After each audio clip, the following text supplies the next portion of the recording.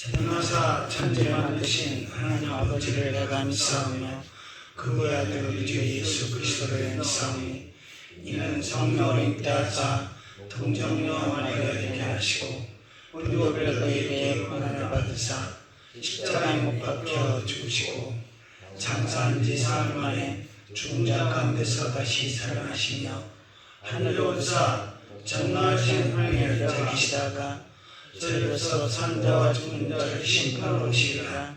성령을 믿사오며 거룩한 공예와 성과 서로 교통하는 것과 죄를 사하여 치는 것과 몸다 사는 것과 영원 사는 것을 믿사옵나이다. 아멘. 찬송가 436장입니다. 436장입니다.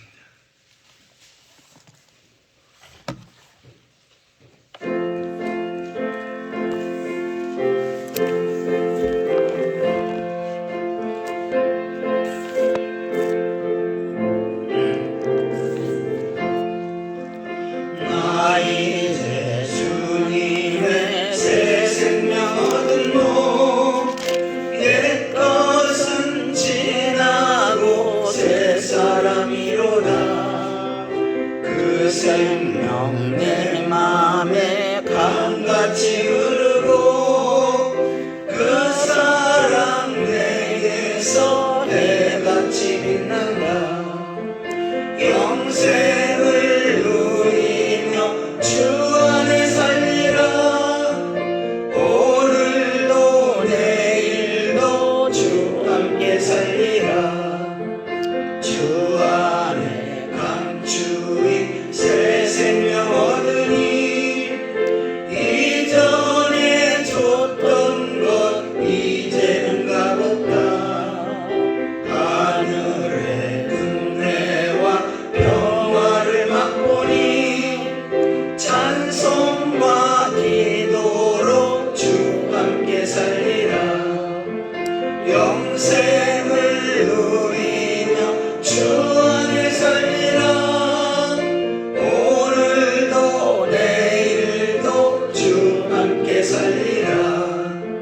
산천도 조목도 새 것이 되었고 죄인도 원수도 친구로 변한다.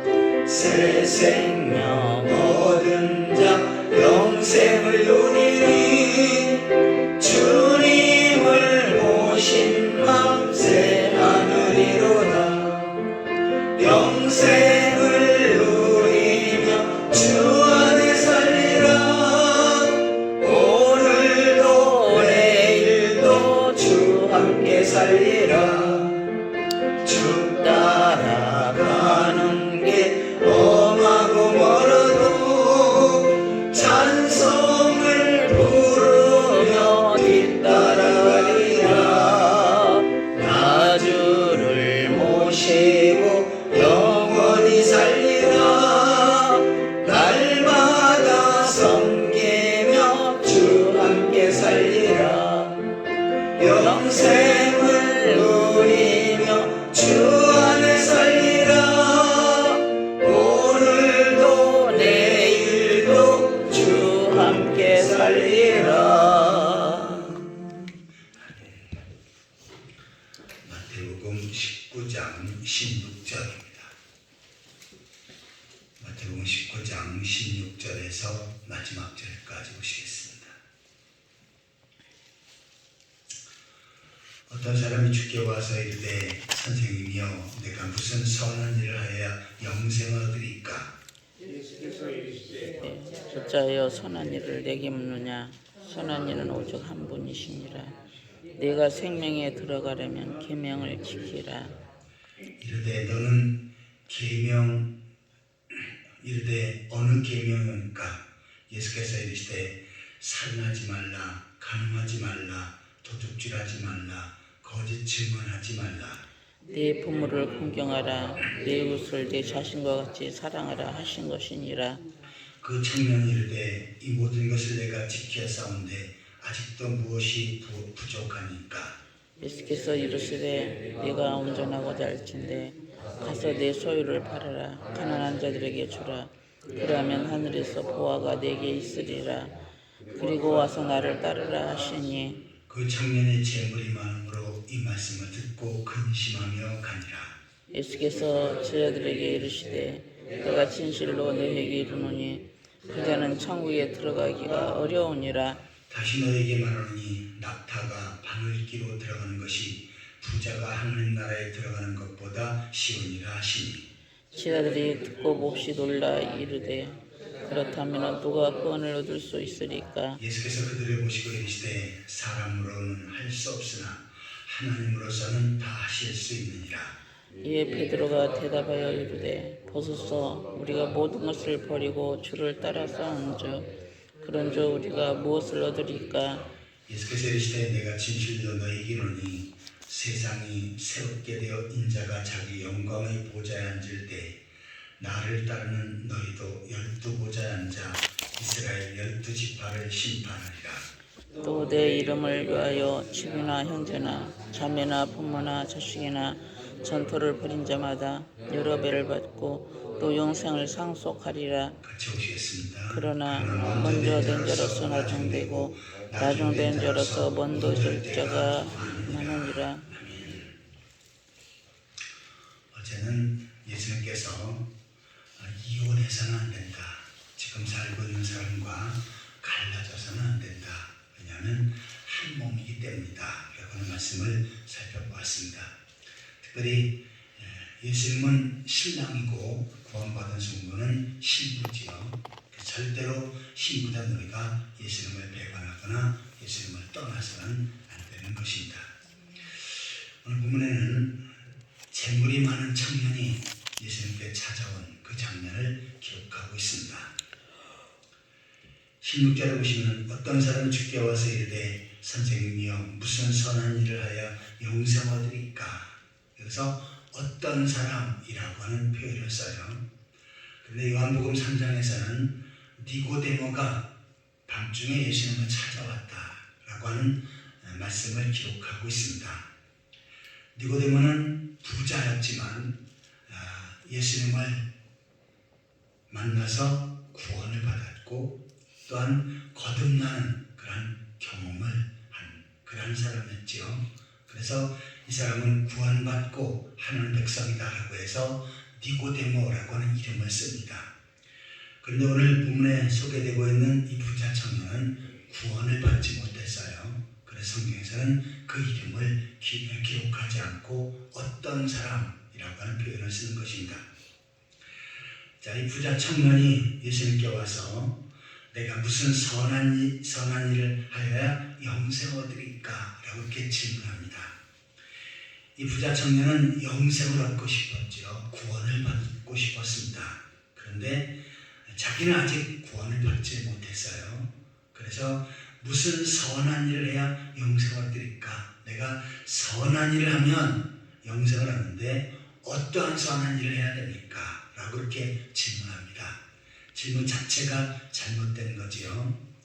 우리가 영생을 얻고 구원받는 것은 예수님을 믿어서 구원받는 거지 내가 무슨 행위를 통해서 선한 일을 하고 구제를 많이 하고 또한 철저히 똑바로 살아서 구원받는 것이 아니지요. 그런데 이 질문 자체가 잘못된 것은 이 청년은 구원, 영생에 대해서 제대로 잘 몰랐던 것입니다. 그러자 예수께서 이르시되 어찌하여 선한 일을 내게 묻느냐? 이 선한 일을 내게 묻느냐? 선한 이는 오직 한 분이십니다. 내가 생명에 들어가려면 계명들을 지키라. 자, 선한 것, 이것은 하나님 한 분밖에 없다는 거지요. 인간이 아무리 선을 행한다 할지라도 선을 행할 수가 없다는 겁니다. 자, 그러면서 내가 볼 때 너는 선한 일을 완벽하게 해서 죄 없이 해서 구원받을 수가 없으니 네가 생명에 들어가려면 계명들을 지켜라. 이러한 계명들을 지켜라 라고 말씀합니다. 이르시되 어느 계명입니까? 무슨 계명을 지켜야 됩니까? 그러자 예수님께서는 살인하지 말라, 간음하지 말라, 도둑질하지 말라, 거짓 증언하지 말라, 네 부모를 공경하라, 네 이웃을 내 자신과 같이 사랑하라 하신 것이니라.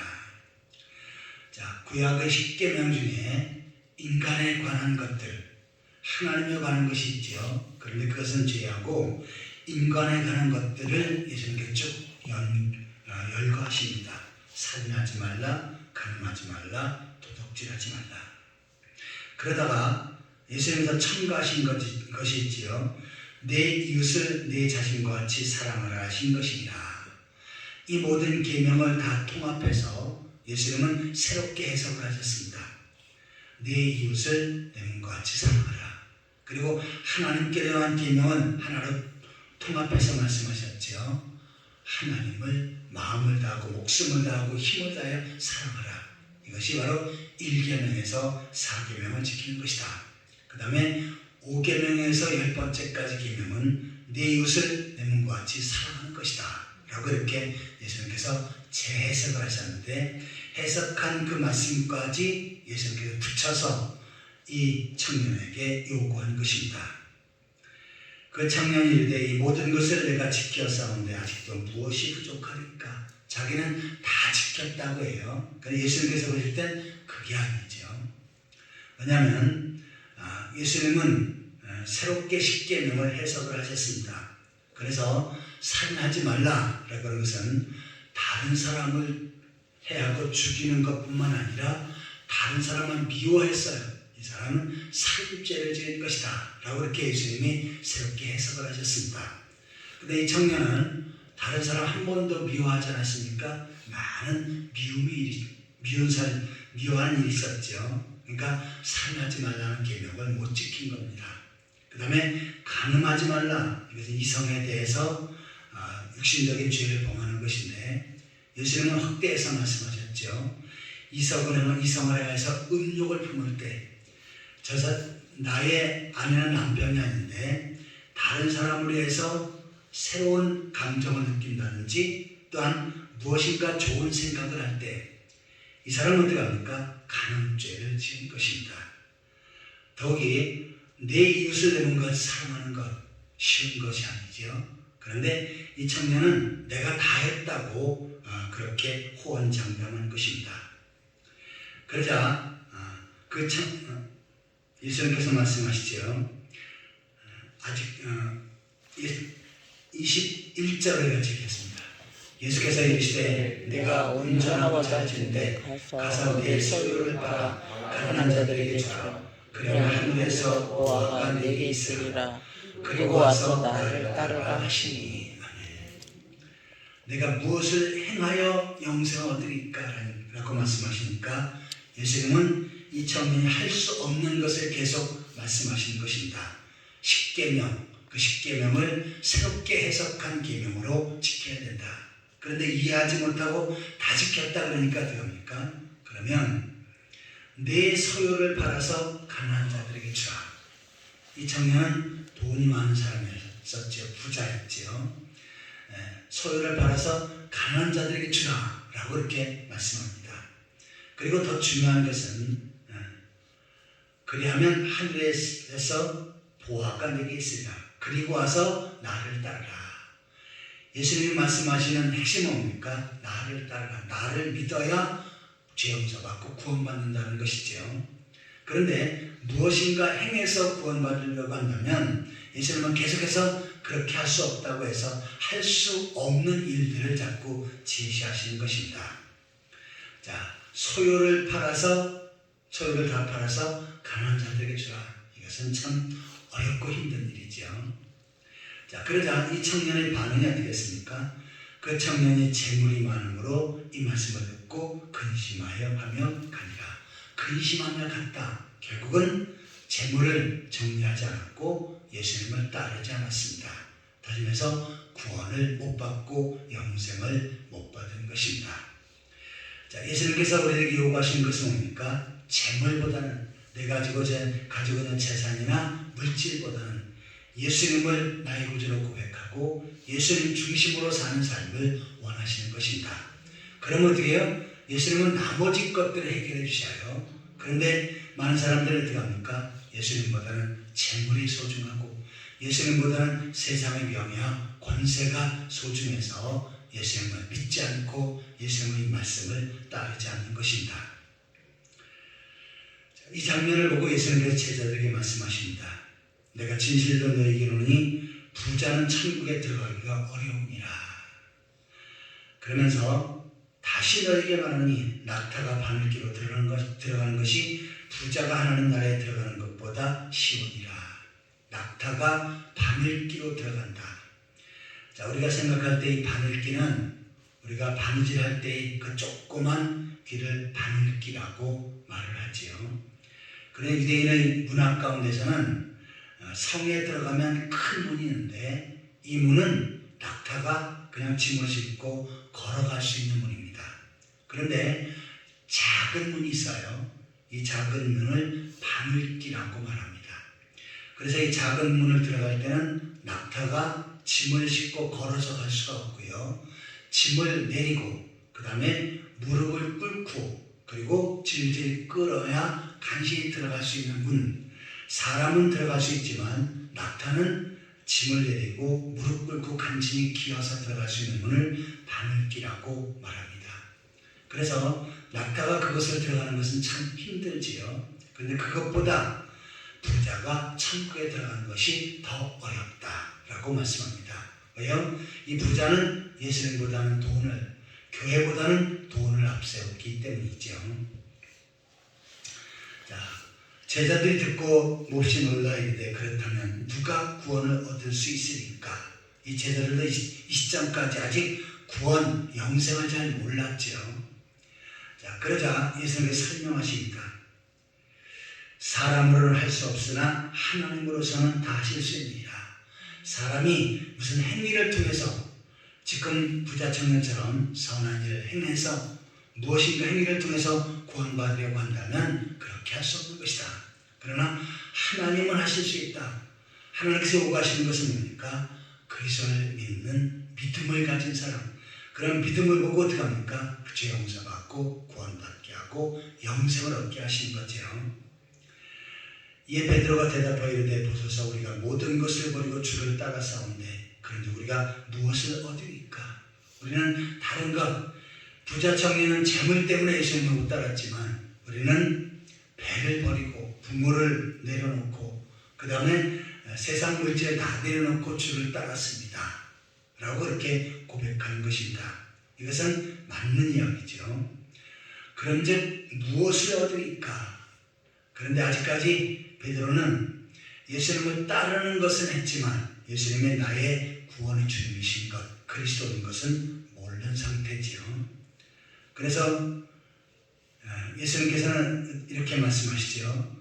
내가 진실로 너희에게 이르노니 세상이 새롭게 되어 인자가 자기 영광의 보좌에 앉을 때 천국 보좌에 앉아 계셔서 심판하실 때 나를 따르는 너희도 12보좌에 앉아 이스라엘의 12지파를 심판하리라.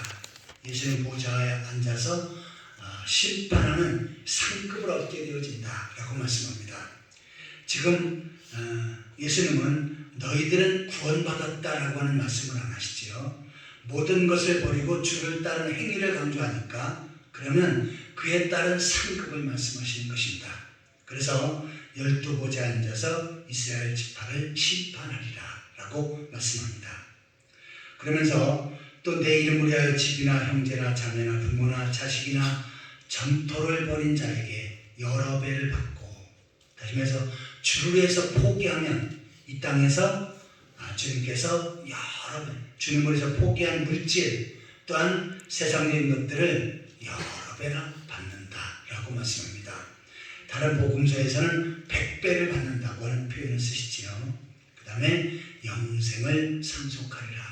이렇게 주를 위해서 산 사람은 이 땅에서 복을 받고 하늘에서 상급을 받습니다.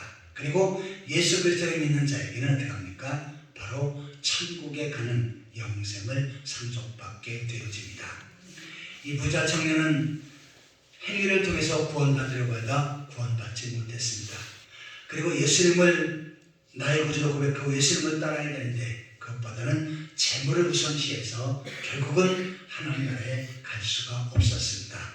우리는 부자 청년처럼 어리석지 말고 재물보다 예수님을 더욱더 소중히 여기고 세상 것보다 예수님을 더욱더 소중히 여기며 예수님 중심으로 살아가는 그러한 성도들이 되시기를 예수 그리스도의 이름으로 축원합니다. 아멘. 다 같이 기도하시겠습니다. 하나님 아버지, 저희도 세상에서 죄악 속에 살고 있었지만 주여. 주님 몸된 교회를 부르시고 복음을 듣고 그리스도를 나의 구주로 고백하며 구원받게 하시고 영생을 얻게 하신 것 감사합니다. 하나님 아버지, 저희는 부자 청년처럼 예수님보다는 재물을 중요히 여기에는 어리석은 삶을 살지 않게 하여 주옵소서.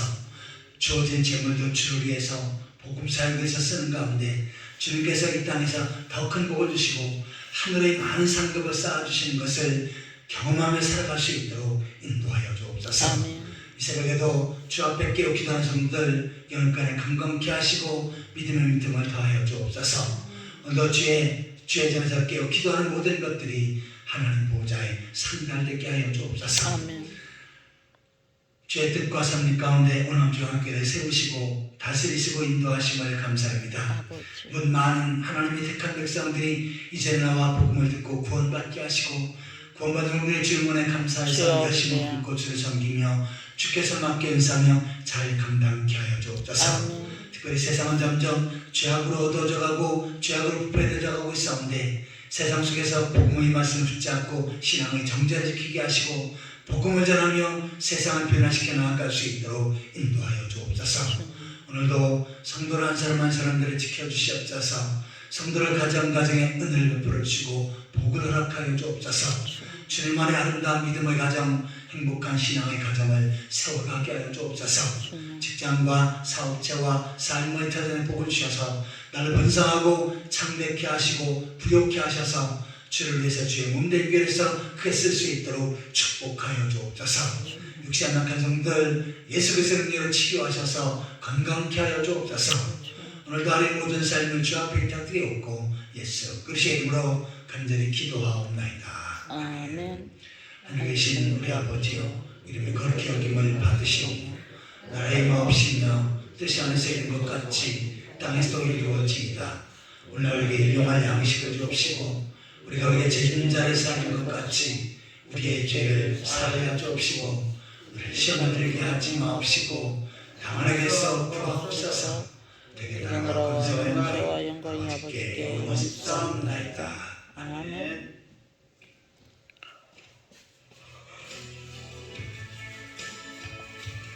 주여.